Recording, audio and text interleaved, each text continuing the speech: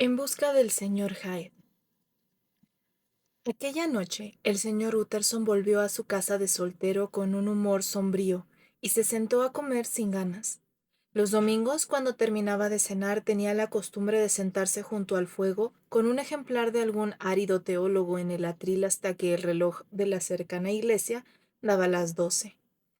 Momento en el que se iba sobria y agradecidamente a la cama. Pero aquella noche alcanzó una vela y se dirigió a su despacho en cuanto se retiró el mantel.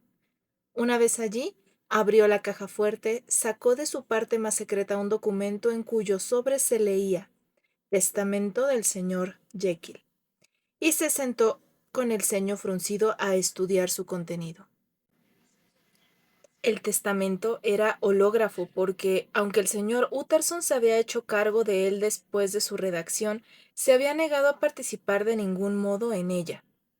No solo establecía que en caso de fallecimiento de Henry Jekyll, doctor en medicina, doctor en derecho civil, doctor honoris causa en derecho, miembro de la sociedad real, etc., todas sus posesiones pasarían a manos de su amigo y benefactor, Edward Hyde, sino que en caso de que el doctor Jekyll desapareciera o estuviera inexplicablemente ausente durante cualquier periodo superior a 3 meses completos, el susodicho Edward Hyde se tendría que poner en los zapatos del susodicho Henry Jekyll sin dilación y sin más carga u obligación que el pago de unas cuantas cantidades modestas a los miembros del personal de servicio del doctor. El documento era una pesadilla para el señor Utterson desde hacía mucho tiempo. Ofendía tanto al abogado como al amante de los aspectos normales y sensatos de la vida, para el que toda extravagancia era impúdica. Hasta entonces, lo que más había inflamado su indignación era el hecho de no conocer al señor Hyde, y ahora, por un súbito giro de los acontecimientos, era de él conocerlo. Ya le había parecido bastante mal cuando el nombre no solo era un nombre sobre el que no podía averiguar nada, pero era peor desde que se había empezado a revestir de atributos aborrecibles, y de las movedizas, insustanciales nieblas que durante tanto tiempo habían confundido sus ojos, había surgido la repentina y evidente presencia de un demonio. Pensaba que era locura. Dijo devolviendo el odioso documento a la caja fuerte. Y empiezo a temer que sea deshonor. Después apagó la vela, se puso una capa y tomó la dirección de Cavendish Square, ese alcázar de la medicina donde su amigo, el gran doctor Lanyon, tenía su residencia y recibía a sus innumerables pacientes. Pensaba que si alguien sabe algo, sería Lanyon. El solemne mayordomo lo conocía y le dio la bienvenida. Lejos de someterlo a ningún grado de demora, lo condujo directamente desde la entrada hasta el comedor donde estaba sentado el doctor Lanyon a solas con un vino. Este era un cordial, saludable, gallardo y sonrosado caballero con un mechón de pelo prematuramente blanco y modales bulliciosos y categóricos. Al ver al señor Utterson, se apresuró a levantarse de su silla y lo saludó con las 2 manos. Su efusividad, típica de él, resultaba algo teatral a la vista, pero se apoyaba en sentimientos sinceros, porque los dos eran viejos amigos, antiguos compañeros de colegio y de universidad, que se respetaban tanto a sí mismos como entre ellos, y, lo que no siempre sucede, disfrutaba verdaderamente de la compañía del otro. Tras una breve y divagante conversación, el abogado pasó al asunto que tan desagradablemente ocupaba sus pensamientos. Lanyon, Dijo. supongo que tú y yo debemos ser los más viejos amigos que tiene Henry Jekyll. Me gustaría que los amigos fuéramos más jóvenes, Dijo el doctor Lanyon entre risas. aunque supongo que lo somos, pero ¿a qué viene eso? Últimamente lo veo poco. ¿En serio? Dijo Utterson. Pensaba que teníais un vínculo de intereses comunes. Lo teníamos. Contestó. Pero han pasado más de 10 años desde que Henry Jekyll se volvió demasiado extravagante para mi gusto. Se empezó a equivocar de camino, a pensar mal, y aunque por supuesto sigo interesado en él en aras de los viejos tiempos, como dice la gente, lo he visto y lo veo endiabladamente poco. Esas sandeces contrarias a la ciencia. añadió el doctor poniéndose de repente colorado. Habrían separado hasta a Damón y Pitiés. Su pequeño arrebato de mal humor fue en cierto modo un alivio para el señor Utterson. Solo han discutido por alguna cuestión científica, pensó. Y como no era hombre de pasiones científicas salvo en cuestión de las escrituras, hasta añadió, no es más que eso. Concedió unos segundos a su amigo para que recuperara la compostura y a continuación formuló la pregunta que debía haber formulado antes. ¿Te has cruzado alguna vez con un protegido suyo, un tal Hyde? ¿Hive?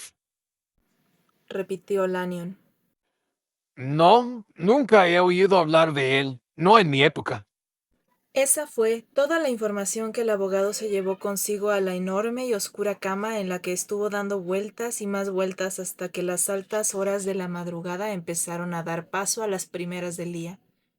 Fue una noche de escaso descanso para su agitada mente, agitada en absoluta oscuridad y asediada de preguntas. A las 6 en punto sonaron las campanadas de la iglesia que estaba tan convenientemente cercana a la morada del señor Utterson, y aún seguía obsesionado con el problema. Hasta ese momento solo le había interesado de un modo intelectual, pero ahora también había avivado o más bien sojuzgado su imaginación, y mientras yacía y se debatía en las tupidas tinieblas de la noche y la acortinada estancia, la historia del señor Enfield se desplegó ante sus ojos en una sucesión de iluminadas imágenes. Percibía el gran paisaje de farolas de una ciudad nocturna, después la figura de un hombre que caminaba deprisa, luego una niña que huía del doctor y más tarde los dos se encontraban y el juggernaut humano pisoteaba a la muchacha y pasaba sobre ella despreciando sus gritos, o veía una habitación en una suntuosa casa donde su amigo estaba dormido, soñando y riendo por sus sueños.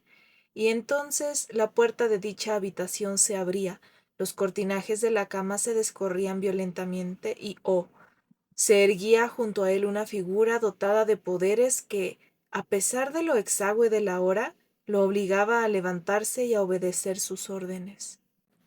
La figura de esas dos faces acosó al abogado toda la noche, y si alguna vez se adormilaba, la veía deslizarse más sigilosamente entre los durmientes hogares, o moverse más y más deprisa, de forma hasta vertiginosa, por anchos laberintos de la artificialmente iluminada ciudad. Y en todas las esquinas aplastaba a una niña y la dejaba gritando. Y aun así, la figura seguía sin rostro que le permitiera reconocerla. Carecía de cara hasta en sus sueños, o tenía una que lo dejaba perplejo y se derretía ante sus ojos. Y así fue como en la mente del abogado surgió y creció de manera rauda una singularmente intensa y casi desorbitada curiosidad de contemplar los rasgos del verdadero señor Hyde.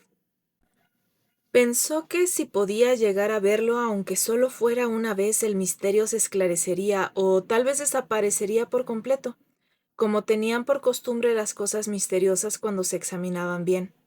Quizá vería un motivo en la extraña preferencia o servidumbre, llámese como quiera, de su amigo, e incluso en las sorprendentes cláusulas del testamento. Y al menos sería un rostro digno de ser visto, la faz de un hombre sin un ápice de misericordia, una faz que solo había tenido que mostrarse para despertar en la mente del nada impresionable Enfield un espíritu de odio imperecedero. A partir de entonces, el señor Utterson empezó a rondar la puerta de la calleja de tiendas, por la mañana antes del horario de oficina, al mediodía cuando las transacciones eran muchas y el tiempo escaso, de noche bajo la cara de la neblinosa luna de la ciudad, con todo tipo de luz y a todas horas de soledad o gentíos se podía encontrar al abogado en su elegido puesto. Si lo suyo es ocultarse, Pensaba. Lo mío será buscar. Y por fin su paciencia se vio recompensada. Era una bella y seca noche de aire gélido. Las calles estaban tan limpias como el suelo de un salón de baile. Las farolas, no perturbadas por viento alguno, proyectaban un regular estampado de luces y sombras. Hacia las 10 en punto, con las tiendas ya cerradas, la callejuela se volvía extremadamente solitaria y, a pesar del sordo y circundante gruñido de Londres, muy silenciosa. Los pequeños sonidos llegaban lejos. Los domésticos sonidos de las casas eran claramente perceptibles a ambos lados de la calzada, y el rumor de cualquier transeúnte que se acercara lo precedía con mucho. El señor Utterson llevaba varios minutos en su puesto cuando captó unos extraños y leves pasos cada vez más cercanos. Sus patrullajes nocturnos lo habían acostumbrado desde hacía mucho tiempo al curioso efecto por el que las pisadas de una sola persona se distinguían repetidamente cuando aún estaba a bastante distancia del vasto zumbido y del estrépito de la ciudad. Sin embargo, era la primera vez que algo cautivaba tan intensa y firmemente su atención, y con una potente y supersticiosa previsión de éxito, se ocultó en la entrada del patio. Los pasos se aproximaban rápidamente y se volvieron más ruidosos de repente tras doblar la esquina del final de la calle. El abogado, que estaba mirando desde la entrada, distinguió pronto al tipo de hombre con el que tendría que lidiar. Era pequeño y de indumentaria muy sencilla, y el aspecto que tenía incluso a esa distancia se oponía profundamente y por algún motivo a la predisposición del vigilante. Pero fue directo hacia la puerta, cruzando la calzada para ganar tiempo, y antes de que llegara, sacó una llave del bolsillo como quien se acerca a su hogar. El señor Hyde, supongo. El señor Hyde se encogió y retrocedió mientras daba una siseante bocanada de aire. Sin embargo, su miedo solo le fue momentáneo, y aunque no miró al abogado a la cara, contestó con bastante aplomo. Si me llamo, ¿qué quiere? Veo que está a punto de entrar. Respondió el abogado. Soy un viejo amigo del doctor Jekyll, el señor Utterson de Gaunt Street. Seguramente habrá oído mi nombre, y como me he encontrado tan convenientemente con usted, he pensado que quizá me dejaría pasar. No encontrará al doctor Jekyll. No está en casa. Contestó el señor Hyde, introduciendo la llave y luego súbitamente, aunque aún sin alzar la vista, añadió. ¿Cómo ha sabido quién soy? Por su perfil, Contestó el señor Utterson. ¿me podría hacer un favor? Con gusto. Dijo el otro. ¿De qué se trata? ¿Me dejaría verlo de frente? Preguntó el abogado. El señor Hyde pareció dudar y luego, como si se lo hubiera pensado mejor, se puso de frente con expresión de desafío. Los dos hombres se miraron fijamente durante unos cuantos segundos. Ahora lo reconoceré enseguida. Comentó el señor Utterson. Puede ser útil. Sí, está bien que nos hayamos conocido. Y a propos de, debería tener mi dirección. Dijo el señor Hyde y le dio un número de una calle del Soho. Santo cielo, pensó el señor Utterson. ¿Sería posible que él también haya estado pensando en el testamento? Sin embargo, se calló lo que pensaba y se limitó a gruñir en agradecimiento por la dirección. ¿Y bien? ¿Cómo ha sabido quién era? Preguntó el otro. Por su descripción, Respondió. ¿La descripción de quién? tenemos amigos en común. Dijo el señor Utterson. Amigos en común. Repitió el señor Hyde con cierta aspereza. ¿Cómo quiénes? Jekyll, por ejemplo. Contestó el abogado. Él no le ha dicho nada. Bramó el señor Hyde ruborizándose de ira. No había imaginado que me estaba mintiendo. Vamos, Dijo el señor Utterson. ese no es un lenguaje adecuado. El otro soltó una risotada salvaje y un instante después, con extraordinaria celeridad, abrió la puerta y desapareció en el interior de la casa. El abogado se quedó un rato en el lugar donde lo había dejado el señor Hyde, convertido en la viva imagen de la inquietud. Luego empezó a andar lentamente por la calle, deteniéndose cada 1 o 2 pasos para llevarse la mano a la frente, como un hombre sumido en la perplejidad mental. El problema con el que se debatía era de una naturaleza que raramente se encuentra con una solución. El señor Hyde era pálido y casi enano. Daba una impresión de deformidad sin tener ninguna malformación identificable. Su sonrisa era desagradable. Se había dirigido a él con una especie de homicida combinación de timidez y descaro, y había hablado como una ronca, susurrante y algo quebradiza voz. Todo eran detalles en su contra, pero ni todos juntos podían explicar el disgusto, la aversión y el miedo que sentía ahora, porque antes no los había sentido. Tiene que haber algo más, se dijo perplejo el caballero. Hay algo más, aunque no sepa ponerle nombre. Que Dios me ayude. Apenas parece humano. ¿Algo troglodítico, por así decirlo? ¿O será como la vieja historia de Dr. Fell? ¿O el mero fulgor de un alma infame que transpira a través de su continente de barro y lo transfigura? Será esto último, creo, porque mi pobre y viejo Harry Jekyll, si alguna vez leo la firma de Satán en una cara, estará en la de tu nuevo amigo. A la vuelta de la esquina de la calle había una plaza de viejas y espléndidas casas que en su mayor parte habían perdido su antigua alcurnia y se habían dividido en pisos y habitaciones de alquiler para hombres de todas clases y condiciones, grabadores de mapas, arquitectos, abogados turbios y representantes de empresas sospechosas. Pero una de las casas, la segunda desde la esquina, seguía ocupada entera, y al llegar a la puerta de dicho edificio de grandioso aire de riqueza y comodidad, aunque ahora estuviera sumida en la oscuridad a excepción de la luz que se veía por la luceta, el señor Utterson se detuvo y llamó. Le abrió un elegante criado de avanzada edad. ¿Está el doctor Jekyll en casa, Poole? Preguntó el abogado. Iré a ver, señor Utterson.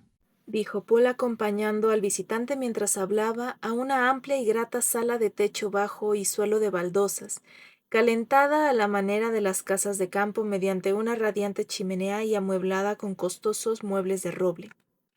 ¿Quiere esperar junto al fuego, señor, o le enciendo una luz en el comedor? Aquí, gracias. Dijo el abogado, que se acercó a la alta pantalla de la chimenea y se apoyó en ella. La sala en la que ya estaba a solas era uno de los temas preferidos del doctor, y el propio Utterson tenía la costumbre de referirse a ella como la estancia más agradable de Londres. Pero aquella noche había un estremecimiento en sus venas. La cara de Hyde se había asentado pesadamente en su memoria. Sentía náuseas, lo cual era raro en él, y aversión hacia la vida.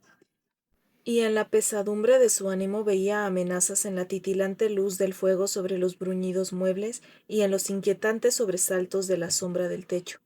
Se avergonzó de su alivio cuando Poole regresó poco después para anunciarle que el doctor Jekyll había salido. He visto entrar al señor Hyde por la puerta de la antigua sala de disecciones. Comentó él. ¿Es normal eso cuando el doctor Jekyll está fuera de casa? Bastante normal, señor. Declaró el criado. El señor Hyde tiene llave. Parece que su patrón tiene una gran confianza en ese joven, Poole. Comentó el otro pensativo. Sí que la tiene. Dijo el señor Poole. Todos tenemos órdenes de obedecerlo. No recuerdo haber coincidido nunca con el señor Hyde. Dijo Utterson. No, me temo que no, señor. Nunca cena aquí. Le informó el mayordomo. A decir verdad, lo vemos muy poco en ese lado de la casa. Suele entrar y salir por el laboratorio. Bien, buenas noches, Poole. Buenas noches, señor Utterson. El abogado partió hacia su domicilio con un gran peso en el corazón. Pobre Harry Jekyll, pensó. Algo me dice que está metido en terrenos pantanosos. Era alocado de joven hace mucho tiempo, desde luego, pero no hay estatuto de limitaciones en la ley de Dios. Debe ser eso, el fantasma de algún antiguo pecado, el cáncer de alguna desgracia oculta, el castigo que llega pedclodo años después de que la memoria haya olvidado y el amor propio haya perdonado la falta. Y el abogado, asustado por dicho pensamiento, caviló un rato sobre su propio pasado, toqueteando todas las esquinas de la memoria, no fuera que el esqueleto de alguna iniquidad pasada saliera a la luz. Su pasado era razonablemente intachable. Pocos hombres podían leer las páginas de sus vidas con menos aprensión, pero las muchas cosas malas que había hecho lo arrastraron por un fango del que escapó enseguida. Serenidad y temerosa gratitud, gracias a las muchas que había estado a punto de hacer y había evitado. Y luego, al regresar a su preocupación anterior, albergó un destello de esperanza. Si se investigara a tal Maes Hyde, pensó, seguro que se le descubrirían secretos, secretos tenebrosos por el aspecto que tiene, secretos que comparativamente harían que los peores del pobre Jekyll parecieran rayos de sol. Las cosas no pueden seguir así. La sangre se me hiela en las venas al pensar en ese ser que se desliza como un ladrón hasta la cama de Harry. Pobre Harry, menudo despertar, por no hablar del peligro. Porque sí, ese Hyde presiente la existencia del testamento, puede que no vea la hora de heredar. Ay, tendré que echar una mano si Jekyll me lo permite, añadió. Si es que me lo permite. Y una vez más vio en los ojos de su mente, tan claras como una transparencia, las extrañas cláusulas del testamento.